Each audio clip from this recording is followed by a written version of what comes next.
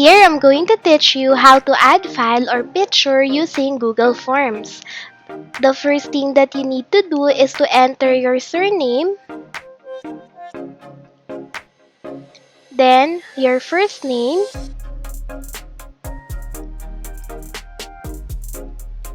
and your section. Then after that, click the Add File here. Then, select files from your device. For example, this is the picture that I want to upload. Click the picture, then click Open.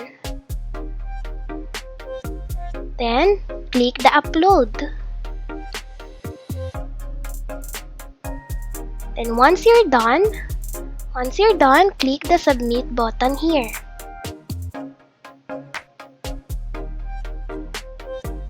Then let's click the View Score. Good job, Math Wizard! That's it!